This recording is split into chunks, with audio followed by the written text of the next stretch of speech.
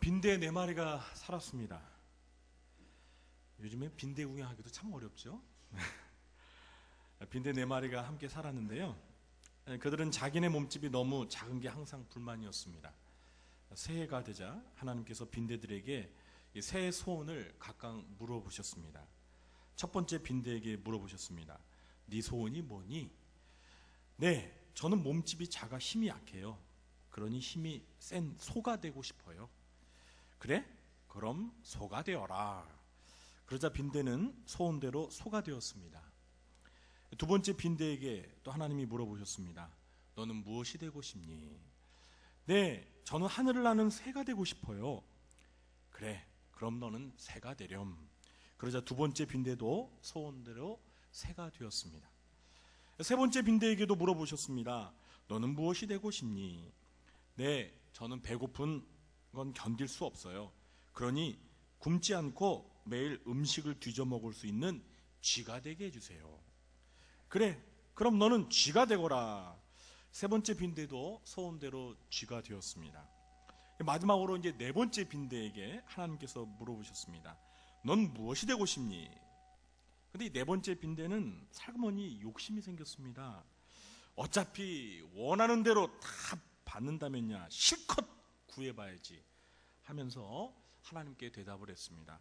하나님, 저는 소처럼 힘도 세고요, 새처럼 하늘도 날고요, 쥐처럼 굶지도 않는 그런 것이 되고 싶어요. 그러자 하나님은 방긋 웃으시면서 말씀하셨습니다. 그래, 그럼 넌 소, 새, 쥐가 되거라. 그래서 네 번째 빈대는 즉시 햄 소세지가 되었다고 합니다. 네. 자, 황당한 이야기지만 우리에게 이 지나친 욕심은 해를 가져온다는 교훈을 깨닫게 해주는 재미난 우화입니다. 오늘 본문은 십계명의 이제 마지막 10번째 계명의 말씀입니다. 제 십계명의 주제는 탐욕 또는 탐심에 관한 것입니다. 그래서 오늘은 이 탐내지 말지니라, 주보에는 제 십계명이라고 되고 있지만 탐내지 말지니라 라는 제목으로 여러분과 함께 말씀을 전하며 은혜를 나누려고 합니다. 이 탐욕을 헬라어로 폴레오넥시아라고 하는데요, 더 많이 소유하고자 하는 욕심이란 뜻을 가지고 있습니다. 인간에게는 누구나 이런 마음이 있죠. 우리는 남들보다 더 많이, 현재보다 더 많이 소유하고자 하는 그런 욕심이 다 있습니다. 물론 이 더 많이 갖고자 하는 마음 그 자체가 모두 잘못되었고 다 죄라는 뜻은 아닙니다. 더 많이 가져서 이 본인에게나 남에게 해가 되지 않고 유익이 된다면 오히려 더 많이 가질수록 더 좋을 것입니다. 그런 예가 어떤 게 있을까요? 가령 이 가족 식구가 10명인 대가족이 있다고 해보겠습니다. 그런데 너무 가난해서 살고 있는 집에 작은 방이 2개밖에 없습니다. 작은 방 2개에 10명의 가족들이 들어서 살면 어떻게 되겠습니까? 얼마나 생활하는데 불편함이 많겠습니까? 그래서 이 가족들이 날마다 이 방이 여러 개 있는 넓은 평수의 집으로 이사하는 게 소원입니다. 자, 이런 경우 지금보다 더 넓은 집을 갖고 싶어하는 그들의 마음이 잘못된 욕심일까요? 죄입니까? 그건 아닙니다. 오히려 그 가족의 소원대로 정말 넓은 집에 가서 살 수만 있다면 그 가족에게는 큰 유익이 되고 행복이 될 것입니다. 그런데 만일 이런 경우는 어떨까요? 인구는 많은데 땅이 좁은 나라가 있습니다. 좁은 땅덩어리에 많은 인구가 함께 살다 보니까 불편합니다. 그래서 더 넓은 땅을 갖고 싶습니다.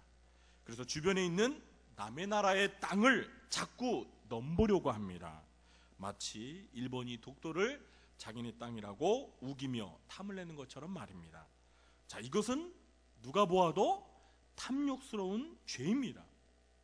제10계명이 말하고자 하는 탐욕이란 바로 이런 것을 두고 하는 말입니다. 왜 이웃의 집을 탐을 냅니까? 왜 이웃의 아내와, 왜 남의 아내와 남종에게, 여종에게 눈독을 들입니까? 왜 남의 소나 나귀에 탐을 냅니까? 이것은 분명 매우 잘못된 욕심입니다. 이게 바로 제10계명에서 금하고 있는 죄인 것입니다. 그러면 좀 더 구체적으로 탐욕은 왜 죄일까요?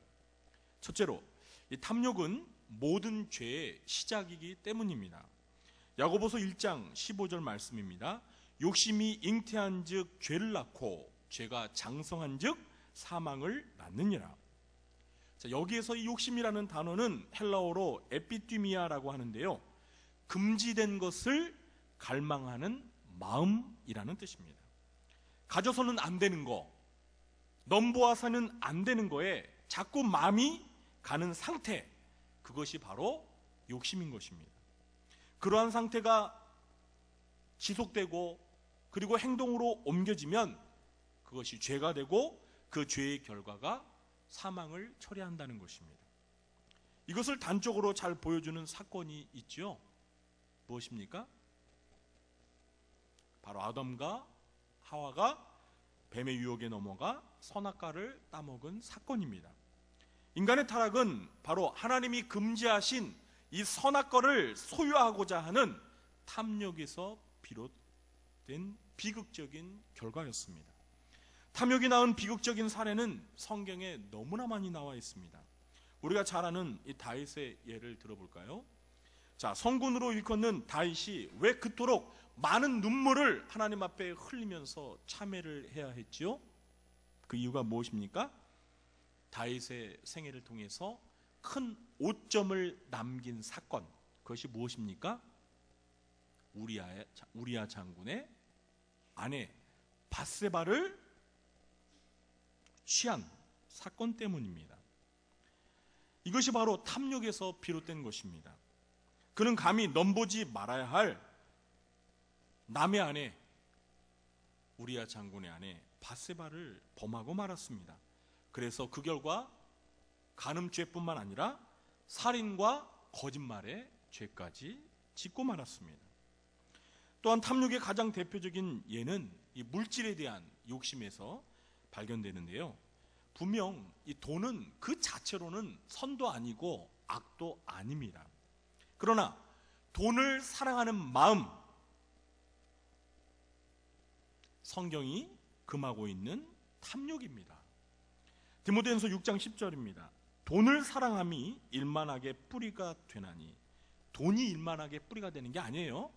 돈을 사랑하는 마음, 돈에 대한 탐심이 일만하게 뿌리가 되나니. 이것을 탐내는 자들은 미혹을 받아 믿음에서 떠나 많은 근심으로써 자기를 찔렀도다. 돈에 대한 탐욕이 모든 악의 뿌리라는 것입니다. 이 돈에 대한 욕심 때문에 인생을 망치고 하나님과의 관계가 단절된 예는 성경에서 쉽게 찾아볼 수 있죠. 구약의 아간과 발람 선지자, 그리고 신약의 가룟 유다와 아나니아 삽비라 부부가 그랬습니다. 이 재물에 대한 욕심 때문에 영생을 놓친 안타까운 사람이 있었습니다. 그가 누구입니까? 이 마태복음 19장에 나오는 부자 청년이었습니다. 그는 예수님께 나와서 이 영생을 얻으려면 무슨 선한 일을 행해야 합니까? 라고 여쭈었습니다. 그는 예수님이 요구하시는 여러 가지 계명들을 잘 준수했습니다. 그런데 결정적으로 한 가지 부족한 게 있었죠. 그게 무엇입니까? 바로 재물에 대한 욕심이었습니다. 예수님께서는 그 부자 청년에게 가서 네 소유를 팔아 가난한 자들에게 주라. 그리하면 하늘에서 보화가 내게 있으리라. 그리고 와서 나를 따르라. 이렇게 말씀하셨습니다. 그러나 성경을 보면 그 청년의 반응은 어떠했죠? 재물이 많음으로 이 말씀을 듣고 근심하며 갔다고 이렇게 기록하고 있습니다. 재물에 대한 탐욕이 결국 그 부자 청년으로 하여금 천국 문 앞에서 들어가지 못하고 뒤로 돌아가도록 하고 만든 것입니다. 자, 반면에 세리장 삭개오의 경우는 이 물질에 대한 탐심을 극복하고 영생을 얻어서 하나님의 자녀가 된 좋은 예입니다. 오늘날도 얼마나 많은 사람들이 이 돈에 대한 탐심 때문에 수많은 죄를 짓고 있습니까? 이 보험금을 노리기 위해서 이 배우자를 고의적으로 살인한 사건들이 종종 언론에 보도가 됩니다. 일확천금을 꿈꾸며 빚을 내가며 각종 도박에 중독된 사람들, 부모의 유산을 놓고 법정까지 가서 싸우는 자녀들, 모두가 탐심이 빚어낸 죄와 사망의 모습들인 것입니다. 사실 탐내지 말라는 제10계명은 이 나머지 모든 계명과 10계명의 나머지 모든 계명과 깊은 연관이 있는 계명입니다. 한번 볼까요? 하나님의 자리를 탐하는 것들의 마음을 빼앗기다 보면 우상을 숭배하게 되죠. 하나님의 명예를 더럽히게 되고 물질의 탐욕에 빠지다 보면 주일 성수도 안 하게 됩니다. 1계명서부터 4계명 못 지킵니다. 또한 탐욕으로 인해서 부모를 무시하게 되죠. 또 탐욕으로 인해서 살인죄까지 짓습니다. 이웃의 배우자를 탐내다가 간음죄를 짓고요. 이웃의 물건을 탐하다가 도둑질을 하고요. 그리고 탐욕으로 인하여 아나니아와 삽비라처럼 거짓말도 서슴지 않고 쉽게 하게 됩니다. 그러니까 이 모든 죄의 시작이 이 탐욕에서 비롯된다고 해도 과언이 아닌 것입니다. 이것은요, 역으로 바꾸어 생각해 보면 우리가 탐심을 잘 극복하기만 하면 이 나머지 9가지 계명도 어떻게 할 수 있다는 거예요? 잘 지키며 살 수 있다는 거예요. 탐욕을 잘 다스리지 못하면 나머지 9가지 계명도 어길 가능성이 그만큼 많다는 사실입니다. 둘째로, 이 성경은 탐욕, 그 탐심을 우상숭배의 죄라고 말하고 있습니다. 골로새서 3장 5절입니다. 그러므로 땅에 있는 지체를 죽이라. 곧 음란과 부정과 사욕과 악한 정욕과 탐심이니 탐심은 우상숭배니라. 자, 그런데 왜 탐심이 우상숭배일까요? 세네카라는 로마 시대에 철학자가 있었는데요. 이 철학자는 탐욕과 관련하여서 이런 말을 남겼습니다. 야심과 탐욕을 목표로 하는 사람들은 자기의 소유라고 생각한 것에 종이 되어 그것을 섬기고 있는데 지나지 않는다. 그렇습니다. 이 돈에 대한 탐심을 품게 되면은요, 그 사람은 자기가 원하는 돈을 갖게 될 때까지 오직 돈만을 바라보며 돈을 가장 중요한 가치라고 생각하게 됩니다. 돈이 우상이 되는 거죠.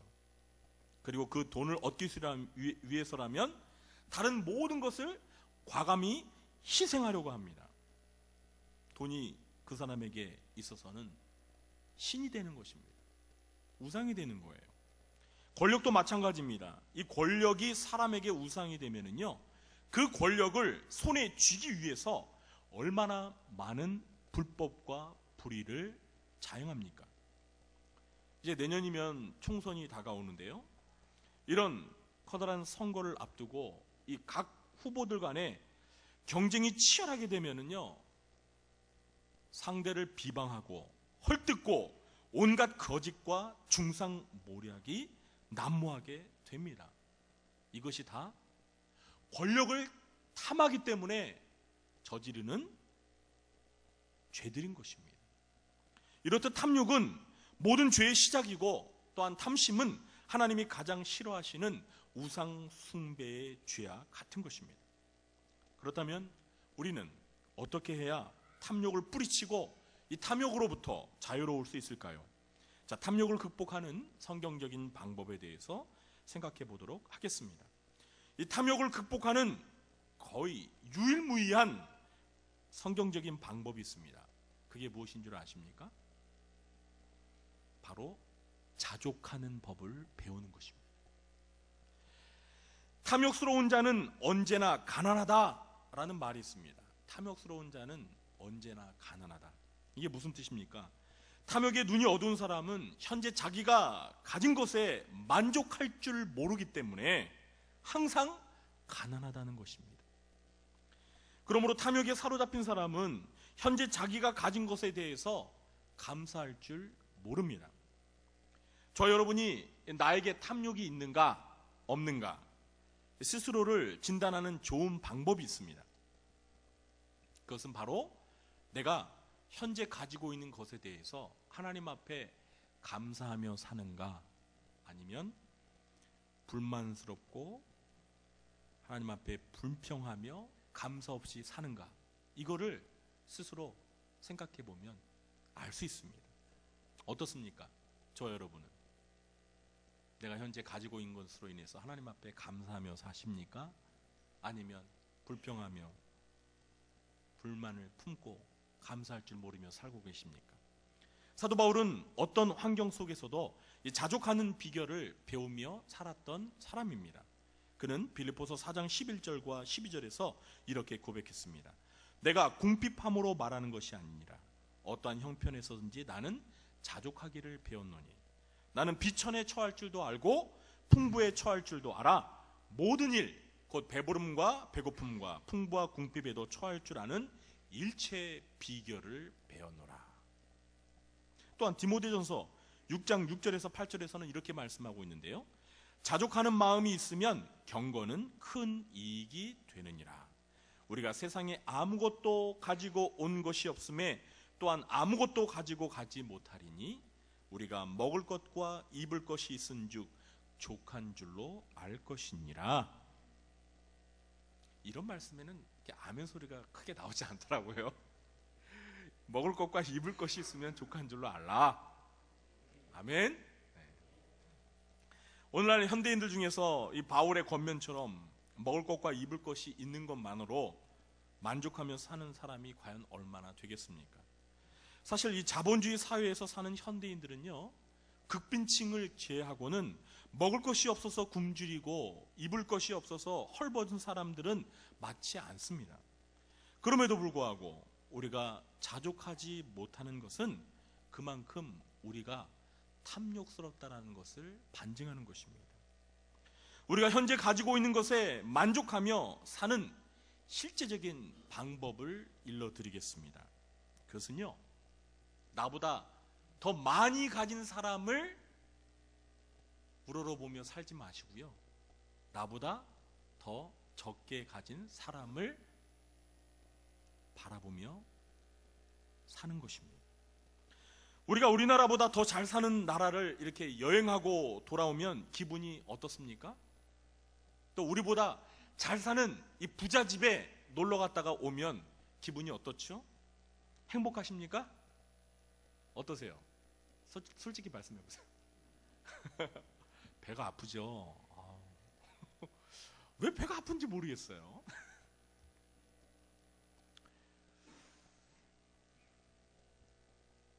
만약 정말 잘 사는 나라에 여행하고 오시거나 나보다 더 잘 사는 부잣집에 놀러 갔다 오는데도 마음이 행복하시면 그분은 정말 자족하며 사시는 분이에요. 행복하게 사시는 분이에요. 근데 많은 경우 그렇지 않잖아요. 그냥 배가 아프고 부럽고 왜 난 이 모양이야, 그렇게 생각하면 불행을 느끼는 거예요. 비참해지는 거죠. 그런데 반대로 우리보다 훨씬 못 사는 나라에 가면 어떨까요? 그 가난한 나라에 사는 그 빈민들을 만나면 어떻습니까? 제가 지난 여름에 우리 필리핀 단기 선교를 갔을 때 아마 우리 함께 동행했던 우리 단기 선교팀은 다 느꼈을 거예요. 그 쓰레기 마을 있죠? 거기 방문했을 때 정말 그 쓰레기 더미에서 이렇게 살아가는 그 사람들, 그리고 어린이들 이렇게 바라보면서 뭐 누가 그렇게 생각하라고 시키지도 않았는데 우리 마음속에 오는 그 깨달음이 뭐예요? 야, 난 정말 부자다. 난 정말 부자야. 나는 이 사람들에 비하면 가진 게 너무나 많아. 그렇지 않습니까? 우리는요, 먹고 남아가지고 그냥 막 그냥 버리잖아요. 정말 우리 대한민국 잘 사는 겁니다. 잘 사는 거예요. 근데도 감사할 줄 모르면서 살았잖아요. 그런데 이렇게 우리보다 못 사는 나라 방문하면은요, 정말 시키지 않아도 감사하는 마음이 저절로 나와요. 주님, 그동안 제가 이렇게 많은 것을 누리고 살았음에도 불구하고 감사할 줄 몰랐어요. 주님, 정말 감사합니다. 감사의 고백이 저절로 나옵니다. 그리고 그 불쌍한 사람들을 어떻게 도울 수 없을까? 내가 가지고 있는 걸 좀 저들과 함께 나눌 수 없을까? 그런 생각이 들게 됩니다. 탐욕의 눈이 어두워 더 많이 소유하려고만 하느라 다른 사람에게 베풀며 사는 여유가 없었던 사람이 자기가 가진 것에서 남을 도와주려는 마음을 갖게 됩니다. 이것이 바로 자족한 삶이고 이것이 바로 행복의 비결인 것입니다. 그러므로 결론적으로 우리는 히브리서 13장 5절의 말씀을 기억하며 살 필요가 있는데요, 돈을 사랑하지 말고 있는 바를 족한 줄로 알라. 그가 친히 말씀하시기를 내가 결코 너희를 버리지 아니하고 너희를 떠나지 아니하리라. 우리 주님께서 하신 말씀이에요. 돈을 사랑하지 말고 지금 가지고 있는 그것으로 족한 줄 알아라. 만족하며 살아라. 내가 결코 너희를 버리지 않겠다. 내가 너희를 떠나지 아니하리라. 여러분, 주님이 저와 여러분에게 하시는 이 말씀 믿으실 수 있으신가요? 우리 주님이 거짓말 안 하시잖아요. 한번 이렇게 우리를 향해서 말씀하셨으면요, 주님은 반드시 그 약속을 지키십니다. 돈 사랑하지 마세요. 우리에게 주어진 거, 우리가 지금 누리고 있는 거, 이것으로 인해서 감사하며 사세요. 사실 인간이 하루하루를 살아가면서 가장 많이 하는 걱정과 염려가 무엇일까요? 그것은 대부분이 무엇을 먹을까, 무엇을 마실까, 무엇을 입을까 하는 문제들입니다. 우리의 탐욕도 대부분 이런 의식주의 문제들과 깊은 관련이 있습니다. 그런데 하나님의 말씀은 하나님께서 하나님의 자녀들을 결코 버리지 않고 떠나지 않을 테니까 돈을 하나님처럼 사랑하지 말라고 말씀하십니다. 산상수훈이 마태복음 6장에서는 이 의식주의에 관한 것들로 인하여 염려하지 말고 먼저 하나님의 나라와 하나님의 의를 구하라고 말씀하십니다. 그러면 의식주의에 관한 모든 것을 해결해 주시겠다라고 약속하십니다. 그렇다고 이 말씀이 의식주를 얻기 위한 노력을 전혀 하지 말라는 말씀으로 오해해서는 안 될 것입니다.